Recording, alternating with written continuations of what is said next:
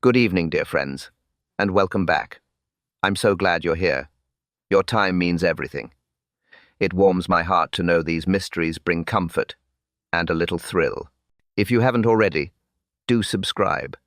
It helps us grow, and it ensures you'll never miss the next puzzle. Now, let us step quietly into tonight's mystery. The market yard was alive. June sunlight, boots on cobbles, the smell of hay and damp leather. Much Benham was awake auction day always stirred it. Miss Marple walked carefully at Lady Bantry's side, her hat pulled against the breeze, her knitting bag tucked under her arm. "Really, Jane," Lady Bantry muttered, "why do you insist on coming to these dreadful sales?" Marple's smile was faint. "Oh, Dolly, human nature shows itself here. Money changes hands, and masks slip." The sale ring already hummed. Farmers in their best coats, dealers with sharp eyes. The Women's Institute had their table-ready sandwiches stacked, cakes aligned like soldiers. "Ah, Lady Bantry, Miss Marple." Mrs. Pike waved from behind the teapot. "Good of you to help. Today we'll be busy. Pedigree bulls this afternoon. Quite a crowd expected." The two ladies settled behind the stall. Teacups ready, plates stacked. From their position they could see everything, the ring, the gates, the rostrum. At the center, Wilfred March stood tall, the auctioneer. Grey hair, sharp eyes, calm authority. His voice rolled across the ring. "Morning, ladies, gentlemen. Calves first, then fat cattle, bulls after lunch. Let's begin." The crowd stirred. Bidding began. Prices called. Numbers scribbled down by Ivy Pern, the clerk, her pen darting like a needle. Miss Marple's needles clicked to knitting as her eyes wandered, watching faces, watching hands. Always the hands. She noticed Cyril No, the dealer. Too smooth, too careful. Others avoided his gaze. She noticed Alf Cobb, the drover. Calm, capable. The cattle trusted him. She noticed the gate by the side pen, and the rope that held it fast. Fresh binder twine, tucked under straw. Marple tilted her head. Unusual. "Dolly," she whispered, "look at that bell rope by the rostrum. See the shine." Lady Bantry squinted. "Looks normal to me." "Why?" "The polish," Marple murmured. "One patch gleams, as if someone handled it, with something on their fingers." Lady Bantry shook her head. "You're seeing ghosts, Jane." But Marple didn't answer. Her eyes were on the gate, on the rope, on the crowd pressing closer. Something was waiting, something carefully prepared, and when it came, no one in that ring would be ready. The morning wore on. The ring grew louder. Boots scraped sawdust. Cattle lowed nervously. The auctioneer's chant rolled steady, like a drumbeat of money. Miss Marple sat quietly, knitting, watching, listening. Her eyes strayed again to the rostrum, to the rope, that single gleam of polish, too bright, too deliberate. She had seen hundreds of ropes, church bells, laundry lines, stable tethers. Wear came evenly, not in one shining patch. Something about that shine bothered her. "Jane," Lady Bantry muttered, pouring tea. "Do stop staring, you'll frighten the poor man up there." But Marple only smiled. Her needles clicked. Her eyes stayed on the rope. The clerk, Ivy Pern, wrote briskly. Numbers, names, weights. Efficient, but nervous. Her hand trembled when March spoke sharply. "Lot 14. Check that, Ivy. Looks muddled." Marple caught the words. She always caught stray words. Words that others let slip past. Muddled numbers. Corrected records. Another detail to tuck away. Across the ring, Cyril No raised his hand. Smooth. Quick. He drove the price higher with ease. Others glanced at him warily. His smile never touched his eyes. Near the pen, Alf Cobb managed a restless steer. Calm hands. Sure rope. The animal trusted him, though its hooves struck the boards nervously. And by the gate, Marple's gaze settled again. Binder twine. Fresh. White. Tied poorly under straw. Not a farmer's knot. Not Alf Cobb's work. Wrong. She turned to Dolly. Notice the gate rope? Lady Bantry sighed. No, Jane. Honestly, you see mysteries in jam jars. Marple said nothing, but her pale eyes stayed fixed. By noon, the yard thinned. Men drifted toward the refreshment tables. Sandwiches vanished. Jam tarts went quickly. Mrs. Pike bustled, serving tea with military efficiency. Keep your cups full, ladies. Bulls this afternoon. Big crowd expected. Marple accepted her cup, but her eyes were not on the tea. They were on the pedigree pen. A Hereford bull snorted, pawed the ground. Its nostrils stained faintly yellow. Unusual. Very unusual. She tilted her head. The beast was restless, far more than it should be. It paced. It tossed its head. Its energy felt wrong. Temperamental creature, Mrs. Pike said, noticing Marple's glance. They say he's been snorting since morning, Marple murmured politely, but her mind ticked. Rope, gate, Polish, yellow smear, details others ignored. Details that whispered louder than the auctioneer's chant. The clock struck 2. The ring refilled. Voices hushed with anticipation. This was the business everyone had waited for the pedigree bulls. March raised his gavel. His voice boomed. Lot 23. The gate opened. But the animal stepping forward was not the gentle bull described in the catalogue. It was the restless Hereford. Head high. Nostrils flared. Hooves pounding. Miss Marple's needles paused mid-stitch. Her lips pressed thin. Something was wrong. Very wrong. And in the next moment, everyone would know it. The ring tightened. Benches filled. Farmers leaned forward. This was no ordinary lot. Wilfred March's voice cut clear. Lot 23. A fine bullock. Gentle as a lamb. Good. Wait. But the animal before them was no gentle bullock. It was the restless Hereford. Its hide, red and white. Its eyes wild. Its hooves struck sparks of sawdust. Tom Blount's head snapped up. That wasn't his animal. His catalogue dropped. His face went red with alarm. He pushed toward the rail. Stop! Stop! But his voice drowned in the hum of boots, the scrape of benches, the excited calls of men ready to bid. Alf Cobb frowned. His rope strained. The bull pulled, nostrils flaring. Yellow crust marked them faintly, catching the light. Miss Marple saw it. Her needles stilled. Her pale eyes fixed. Mustard. It looked like mustard. She said nothing, only watched. March lifted his gavel. £50 to start. Hands shot up. 50. Do I hear 60? The bull stamped, snorted, jerking Cobb sideways. 60. 70. 75. The numbers rolled fast. Cyril No lifted his hand with smooth confidence. 80. 85. 90. The crowd buzzed. A pedigree bull meant serious money. March's chant quickened. Do I hear 100? The Hereford bellowed. The sound echoed like thunder. Lady Bantry gripped Marple's arm. Jane, he's dangerous. They must stop this. Marple murmured softly, but her eyes stayed on the rope, on the polished gleam near March's hand. Too polished, too deliberate. Tom Blount shoved through the crowd. Not my lot. That beast isn't mine. But his protest was lost under the auctioneer's booming cadence. 100. Going once. The bull lunged. Cobb pulled hard, straining every muscle.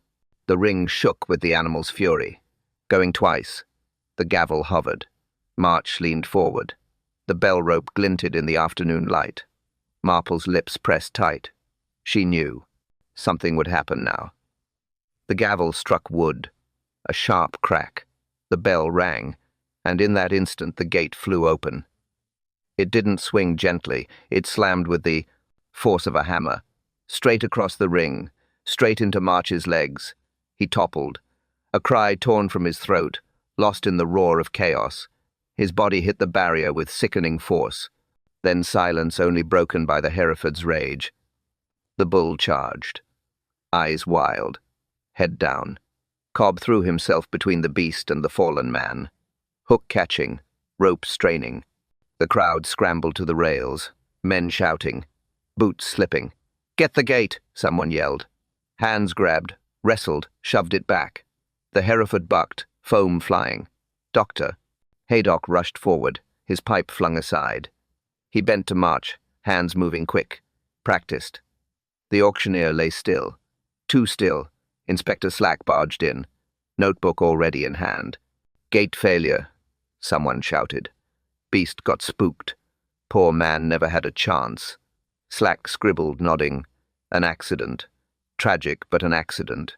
Miss Marple sat very still, her needles unmoving, her eyes not on Slack, not on the bull, but on the rope, the polish, the timing.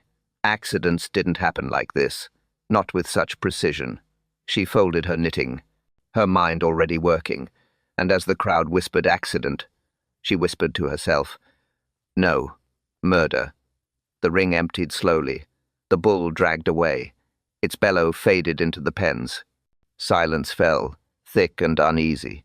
Dr. Haydock straightened, his face grave. He shook his head once. "It's no good. Instantaneous. He's gone." A murmur swept the crowd. Shock. Fear. Pity. Inspector Slack cleared his throat. He liked moments like this, moments where his voice carried authority. "Right. Clear the ring. Statements later. Nothing more to see. Tragic accident. Unfortunate. But that's all." He scribbled briskly in his notebook. Gate failed. Bull agitated. Auctioneer struck. End of story. Men nodded. Women muttered. The easy explanation soothed them. Accidents happened. Machines failed. No one wanted to think. Darker. But Miss Marple sat quietly, hands folded on her knitting, her eyes fixed on the gate, the rope, the gleam of polish on the bell cord. Accident? No, not in her book. Lady Bantry leaned close. "Jane, let's go. This is dreadful. I can't bear it." Marple's voice was calm. "Soon, Dolly. Very soon."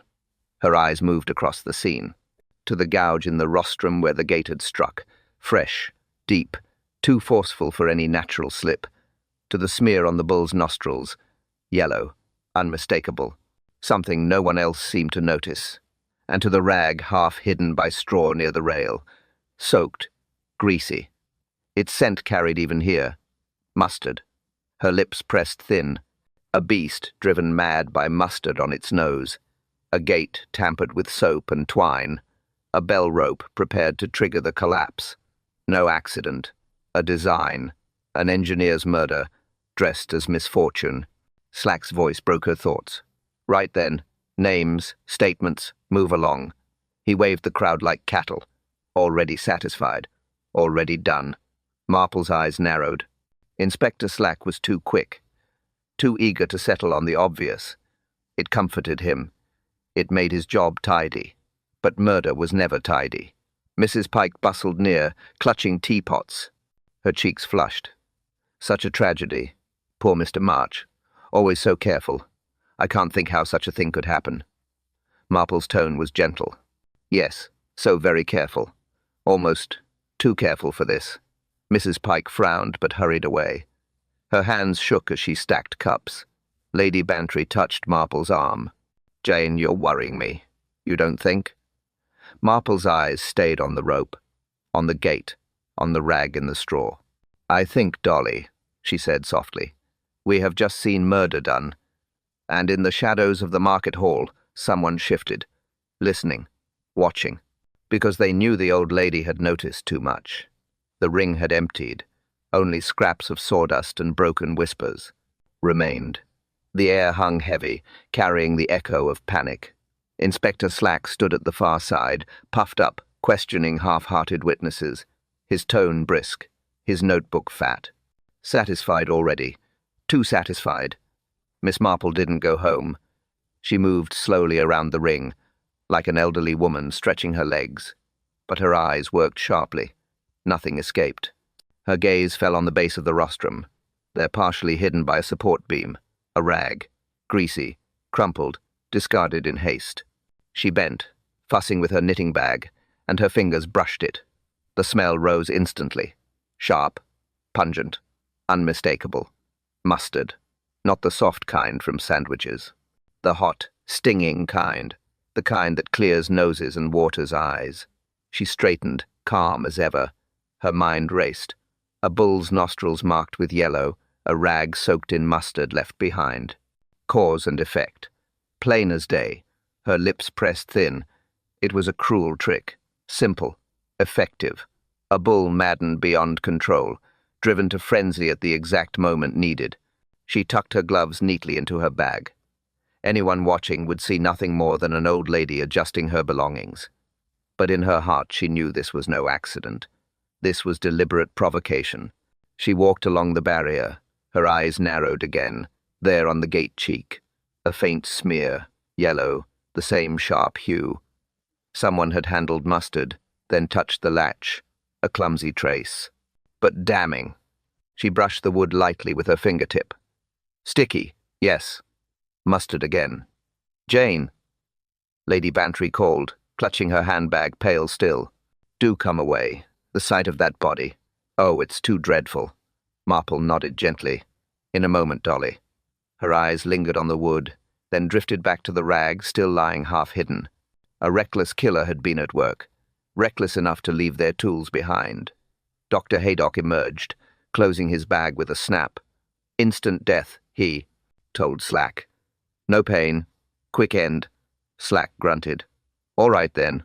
Clear case. I'll file it as such. Marple's eyes flickered. Quick end, yes. But not quick by chance. Quick by arrangement. She folded her knitting carefully, her hand steady, her voice mild. But her thoughts burned. A rag of mustard. A smear on wood. A bull goaded into madness. A gate timed with precision. No one else saw it. No one else wanted to see it. But she did. And she knew. This was murder. And the murderer had been close. Perhaps still watching. Perhaps standing only a few steps away.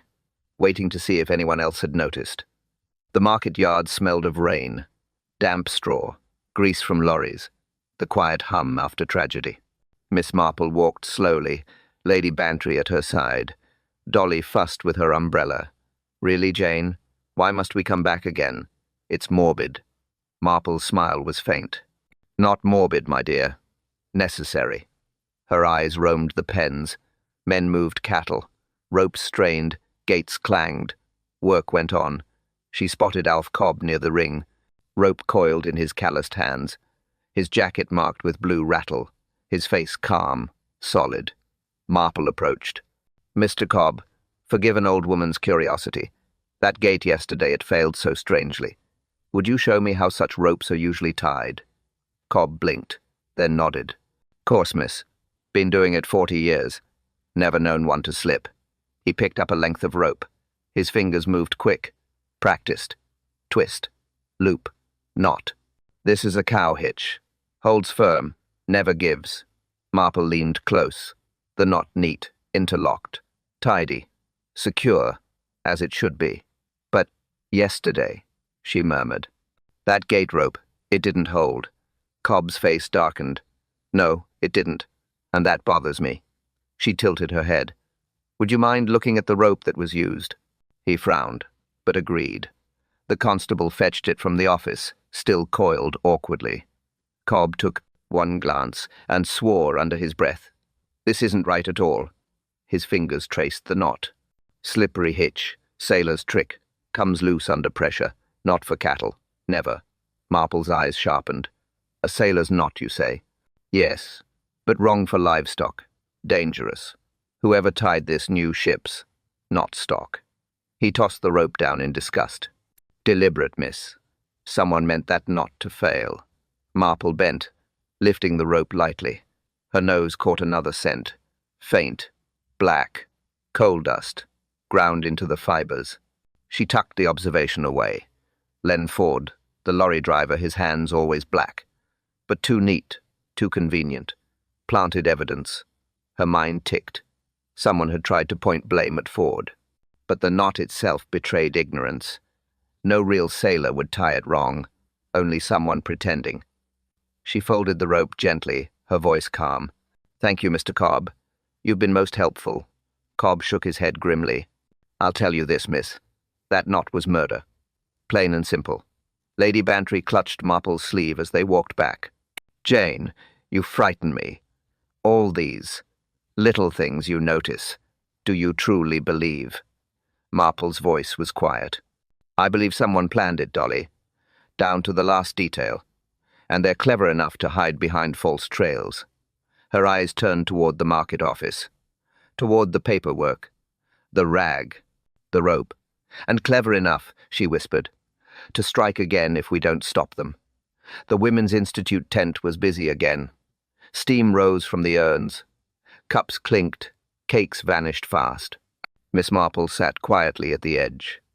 Her needles moved, steady, calm, but her ears were open, always open.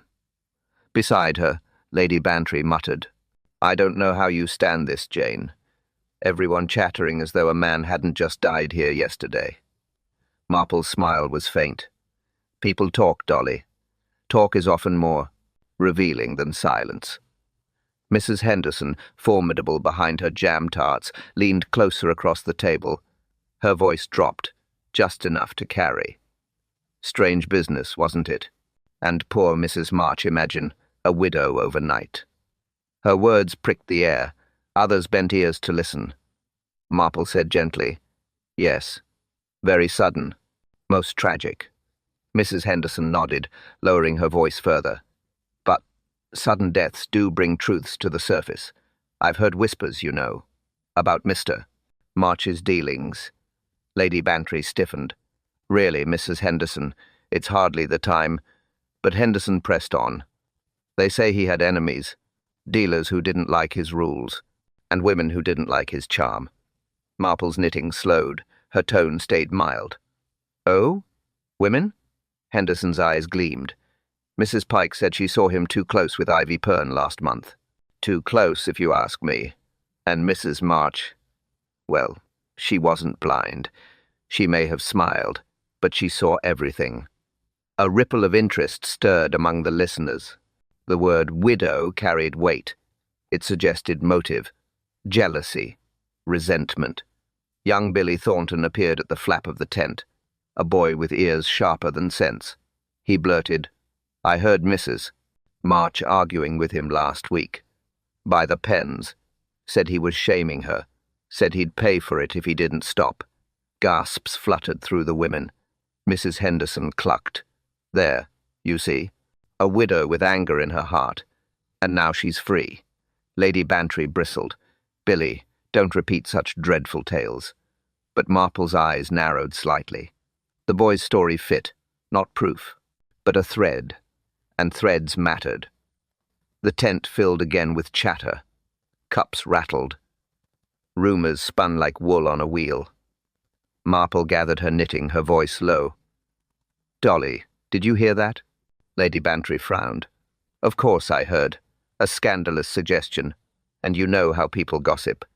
Marple's pale eyes rested on the steam rising from the urn.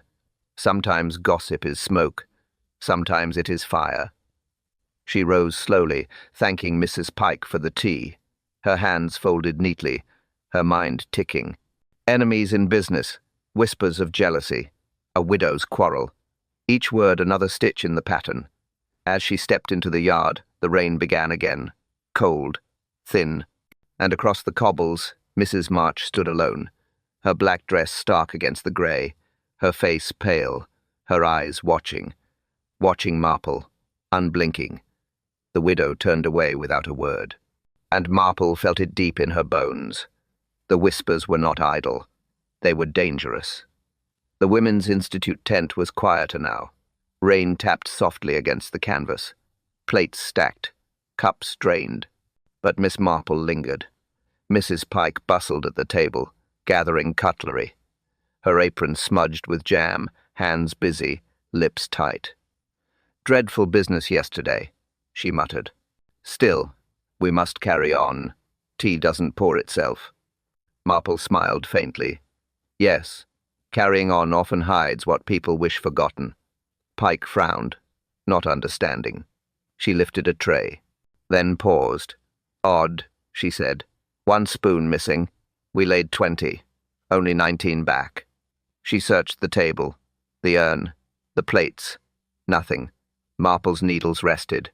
Only one? Yes. I keep a count. Always. A trifle. To anyone else. A trifle. But not to Miss Marple. She rose slowly, walking to the refuse bin behind the tent. Inside crumpled napkins, sandwich crusts, broken pastry, and there, glinting under paper, the missing spoon. But not clean. Not ordinary. Yellow smear.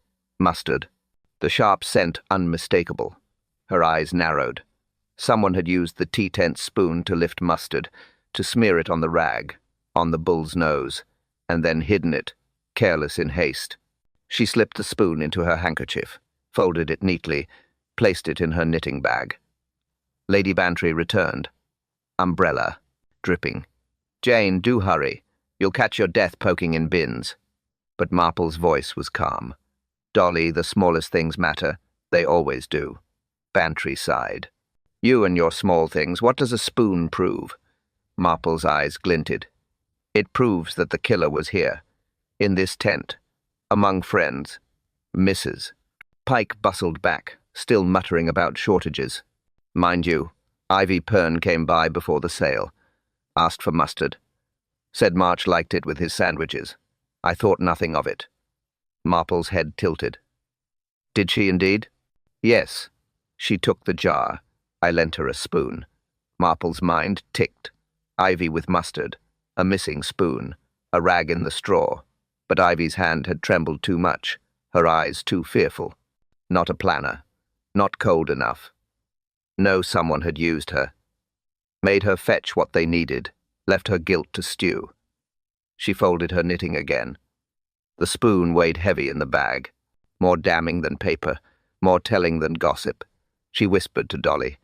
The murderer sat at this very table. Took mustard as easily as tea. And none of them noticed. Lady Bantry shivered. Then Jane. It could be anyone. Marple's eyes moved across the hall, the crowd laughing now, voices louder, fear fading. Everyone acting normal again. But one of them carried a secret. A spoon of mustard, and blood on their hands. The afternoon was damp, the market thinned. Men drifted to the Blue Boar for ale. But Miss Marple stayed. She liked the quiet after bustle. It was when details showed themselves. She walked slowly along the yard, her eyes moving, patient, watching, noticing. Near the pens, Alf Cobb leaned against the rail. Rope coiled neat at his belt, his jacket streaked with blue rattle paint. Hard day, Mr. Cobb? She asked kindly. He shrugged. Harder for March. Poor fellow. But cattle don't wait for grief. Marple nodded, her eyes on the stains. Blue rattle, used to mark. Beasts. Ordinary enough. But there on the shoulder, a smear, not blue. Yellow. She tilted her head. Odd, she murmured. Do you often mark cattle with mustard? Cobb laughed, puzzled. Mustard? Not me. That's paint, sure as day. Marple's eyes stayed on the smear. Not paint. Mustard. Same sharp hue. Same telltale scent. Lady Bantry appeared, fussing with her gloves. Jane, honestly, you'll be questioning his laundry next. Marple smiled faintly. Sometimes laundry speaks volumes. Cobb caught her gaze. His brow furrowed. Are you saying I did this, miss? You know I'd never harm a man. Her voice was soft. No, Mr. Cobb. I believe you wouldn't. But your jacket tells me you were close. Too close to someone who did. His mouth opened, then shut. He looked away, uneasy. Plenty of folk brush past in a yard this size. Yes, she agreed. Plenty. And one of them brushed you with mustard still on their hands. She walked on. Her mind ticked. The jacket proved proximity. The killer had been near Cobb, perhaps even used him as cover. Her eyes drifted across the yard, to Cyril Number Smooth coat, spotless, always spotless, too spotless. Men who worked got stains. Men who schemed did not. Her lips pressed thin. One bore the mark of guilt, the other wore none at all. Both suspicious, both dangerous. Inspector Slack returned, waving his notebook. Finished with the drovers. Nothing more here. I'll file it simple accident with a beast. Marple's eyes sharpened. Slack never wanted more than the easy answer, and the easy answer let murderers walk free. She said gently, "Inspector, did you notice the mark on Cobb's jacket?" Slack grunted. "Paint. Nothing unusual." Her needles clicked softly. "It isn't paint." But Slack had already turned away. Satisfied. Blind. Marple's hands folded. Her mind steady. The spoon. The rope. The duplicate card. Now the smear on a jacket. Pieces fitting. Quietly. Relentlessly. She lifted her eyes once more and saw Mrs. March, the widow, standing in the shadow of the barn, watching, always watching. Her lips curved, just slightly. Not grief, something colder. And Marple knew the widow's secrets were not finished yet. The tea tent filled again. Rain outside drove men and women in. Chatter rose. Steam from the urn misted the canvas. Miss Marple sat in her corner, knitting steady, ears sharper than eyes. Lady Bantry sipped tea. "I cannot think why you enjoy sitting here, Jane. It's nothing but noise." Marple's smile was mild. "Noise, Dolly, is often truth in disguise." At the far end, Mrs. Pike spoke briskly. "2 more sugar, Ivy, and mind the cups. We'll be run off our feet again." Ivy Pern's hand trembled as she poured. Sorry. I can't seem to steady." Her voice thin. Her eyes shadowed. Mrs. Pike frowned. "Well, we've all had a shock. But keep moving." Near the flap, Billy Thornton bragged loudly. "My dad said March argued with Cyril No last week. Over a debt, he said. Said No threatened to ruin him." Gasps rippled. Eyes darted toward the dealer's table. Cyril No smiled smoothly. Idle talk from idle tongues. Boys should be seen, not heard. But his hand clenched his cup too tightly. Tea sloshed. His control was too perfect, too polished. Marple's needles clicked. 1 stitch, 2. The gossip spun itself. March unfaithful. March in debt. March with enemies. But in the whirl, small slips emerged. Mrs. Pike again. "Funny thing, I saw Mr. Cobb near the pens before the sale, talking to Mrs. March. Quite close they looked. I thought it odd." Lady Bantry leaned in. "Jane, did you hear that?" Marple nodded gently. "Yes, odd indeed. Close enough to touch. Close enough to share secrets. Or stains." Another woman whispered behind her hand. "Saw Ivy carrying mustard into the office. But when I asked later, she denied it. Why lie about mustard?" Marple's eyes glinted, because Ivy had been used. Drawn in, made to carry guilt, not her own. The voices overlapped. Too many stories. Too many half-truths. But one pattern clearer than all. The widow. Her name kept returning. Her presence. Her silence. She sat outside the tent now, half hidden under her black veil. Not speaking, not defending, only listening. Always listening. Marple gathered her knitting, her voice low to Dolly. "Do you see, my dear? Alibis slip in chatter.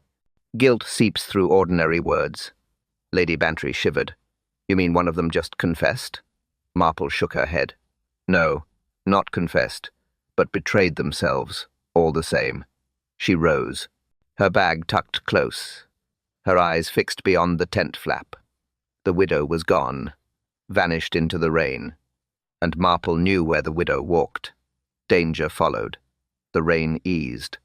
Clouds thinned. The yard quieted once more.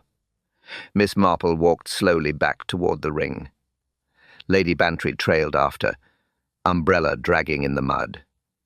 "Jane, what are you looking for now? Haven't we seen enough ropes and gates to last a lifetime?" Marple smiled faintly. "One more look, Dolly. Just one." The ring stood empty, the boards slick, the gate still scarred from its violent swing.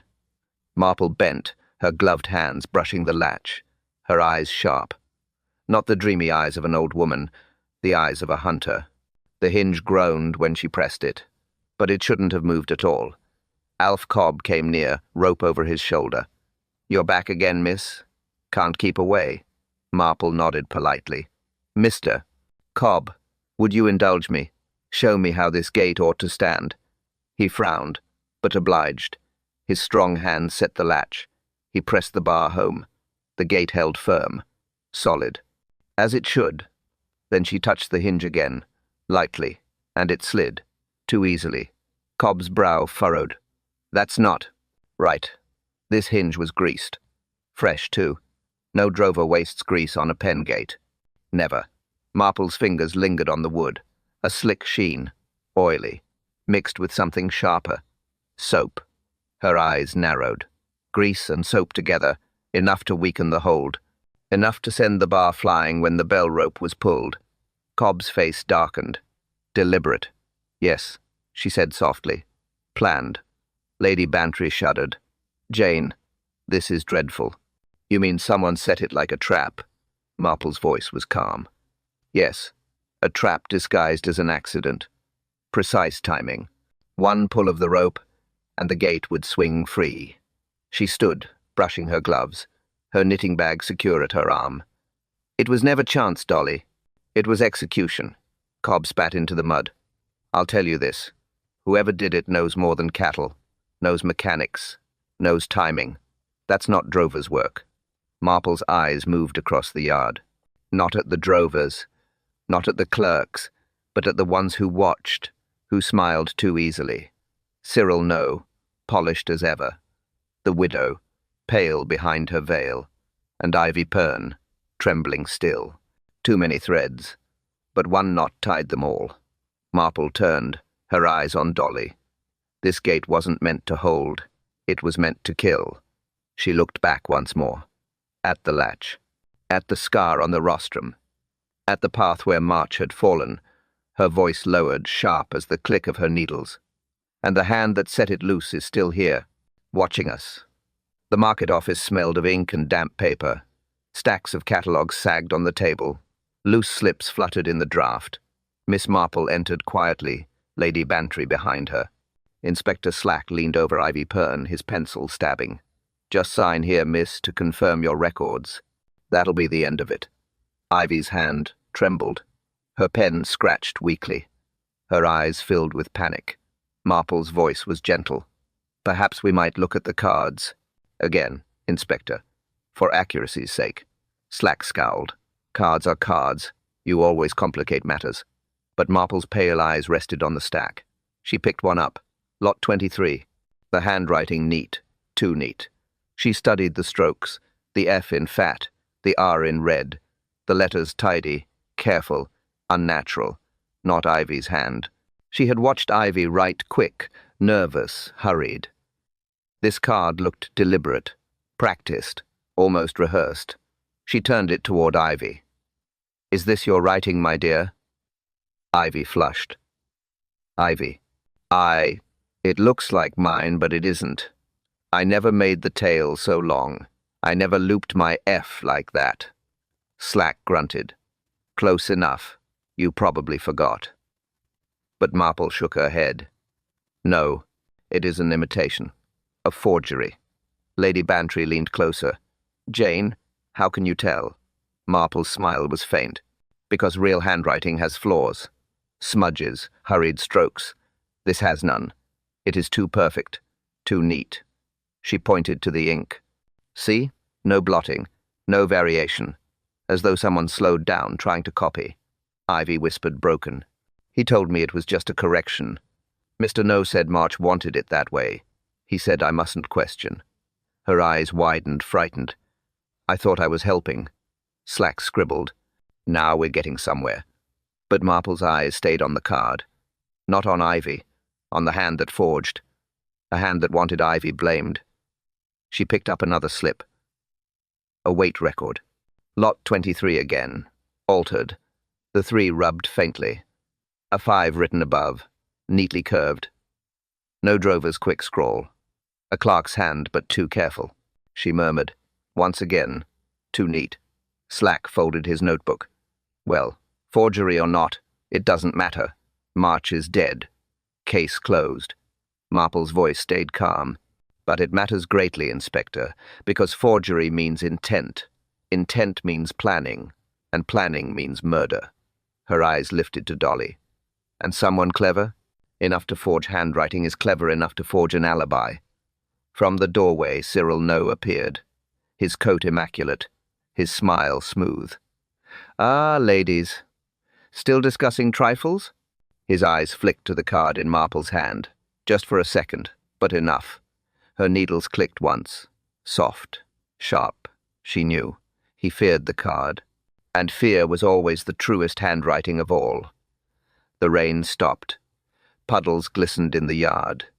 Men gathered in knots, voices low, eyes wary.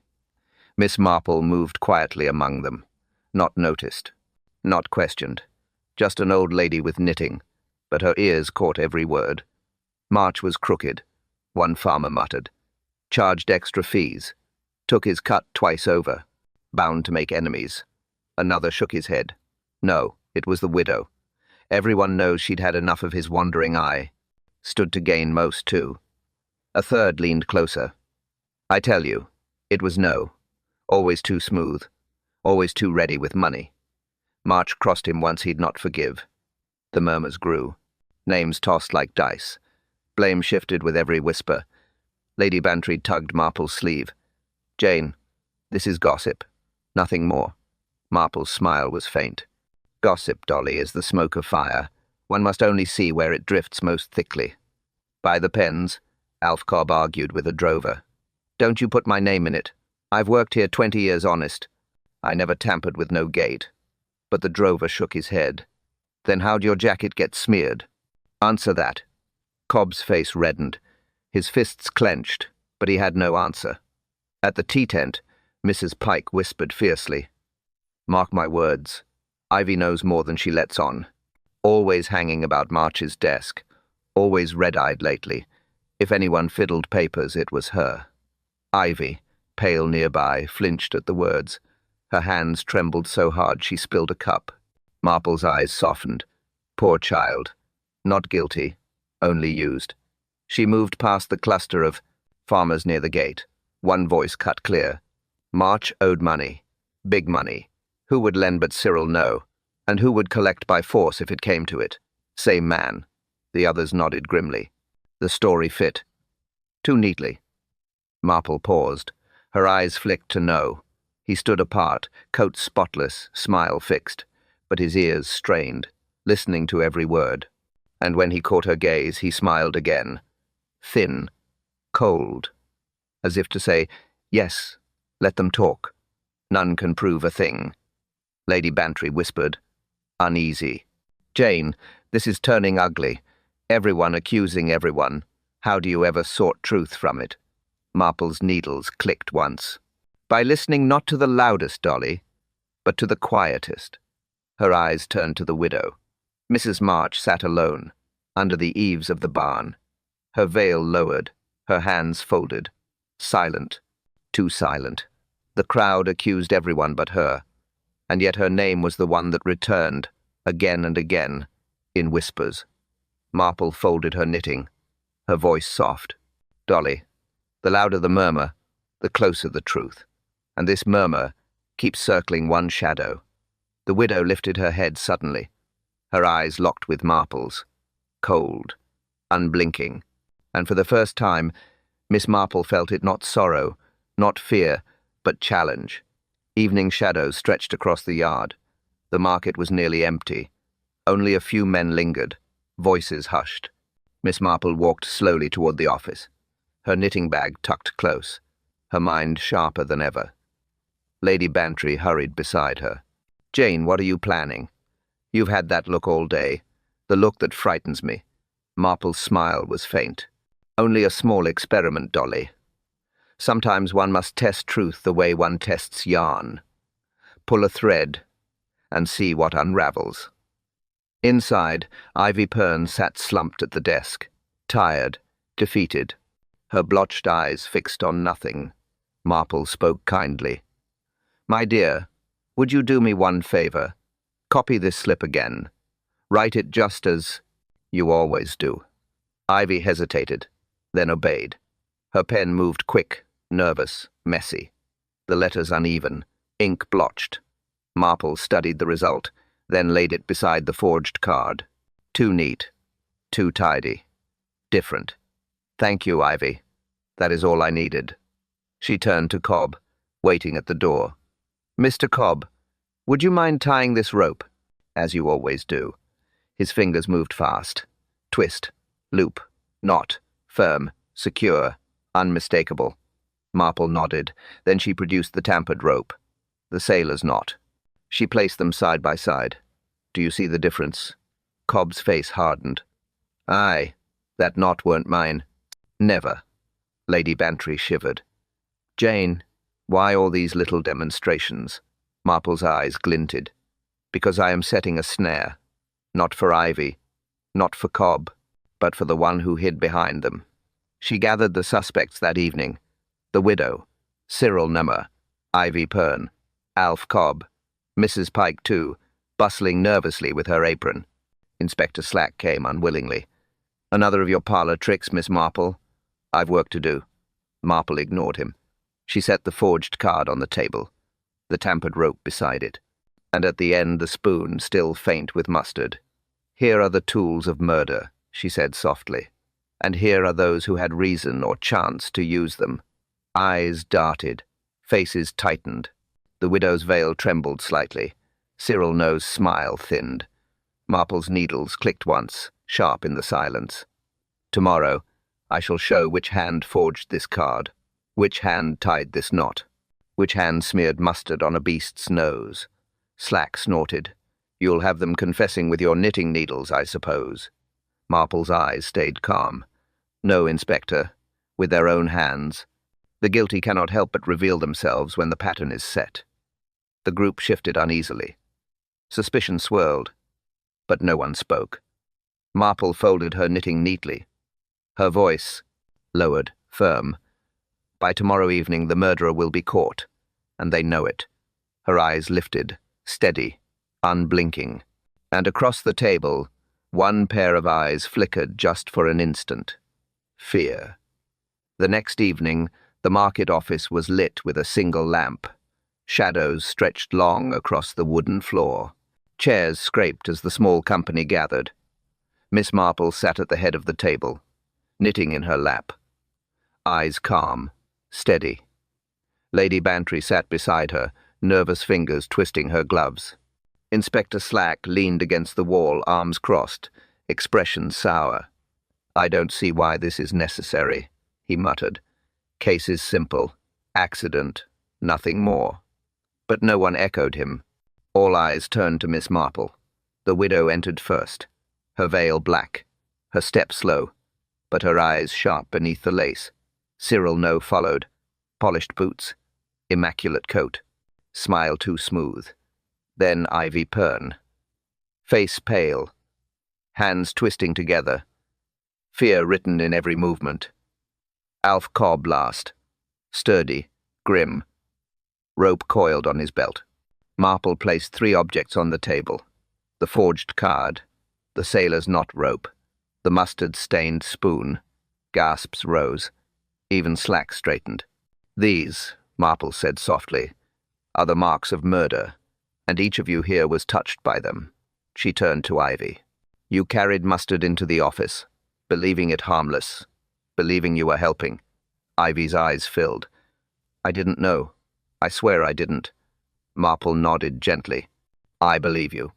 She lifted the rope. Mr. Cobb, your jacket bore the stain. But this knot was not yours.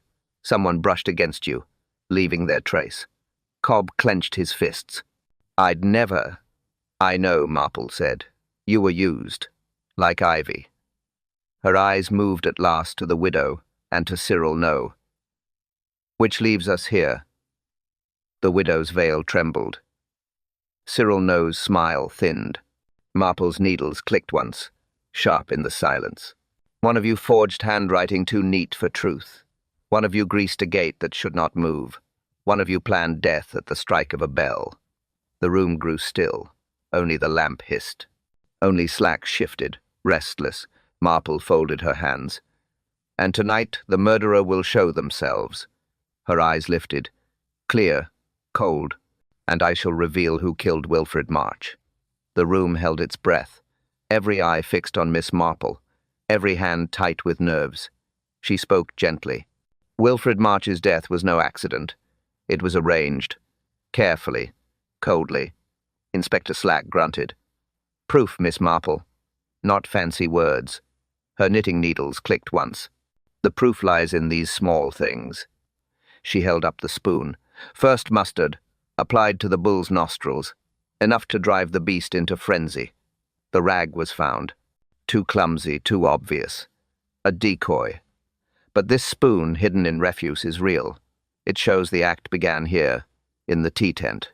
She set it down, then lifted the rope. "Second, the gate. Tied not with a drover's knot, but a sailor's hitch. Wrong for livestock, meant to slip. Greased with soap to slide at the pull of the bell. This was no accident of stockmanship. This was murder by design." The rope dropped onto the table with a soft thud. "And third," she said, lifting the card, "the paperwork. Forged. Too neat. Too perfect. Not Ivy's hand, though it mimicked hers. It placed the wrong animal in the right lot. It ensured the Hereford, maddened with mustard, would stand in the ring at the precise moment March did." Ivy shook her head wildly. "I didn't write it. I swear." Marple's eyes softened. "I know, my dear. You were used. As was Mr. Cobb. Both left traces to draw suspicion. False trails for Inspector Slack." Slack flushed red. "Are you suggesting—" "I am stating," Marple interrupted gently, "that someone clever sought to hide behind innocent hands, to frame others, to walk free." Her gaze turned to Cyril Number's smooth coat. Immaculate smile. But the smile was gone now. "You, sir. You had motive. March crossed you in business. You threatened him openly. And you had skill enough to forge writing, to alter figures, to copy another's hand. You stood to gain most from his fall." Cyril No's face tightened. "You accuse without proof." But Marple's eyes did not move. "Your proof is in your polish. Too neat, too careful. A man who works leaves stains. You leave none. Except one the shape of your writing, disguised as another's." She placed the card before him. "The tail of the R. The flourish of the F. Not Ivy's. Yours. I watched your hand as you signed a slip yesterday. The same flourish. The same deceit." The widow stirred at last. Her veil trembled, her voice low. "And what of me, Miss Marple?" "They all whisper my name." Marple's tone softened. "You quarreled, yes. You had cause. But you did not kill him. You lacked the method. You lacked the craft. It was Mr. No who engineered death in the guise of chance." The room held still. Then Ivy sobbed. Cobb swore softly. Slack muttered, angry, but beaten. Cyril No's hands clenched. His coat immaculate still, but his mask cracked. Marple's needles clicked once more. Her voice calm, almost gentle. Human nature always shows itself in the smallest details. Even murder cannot hide in polish. And in the end, Mr. No, you tied your own knot too neatly.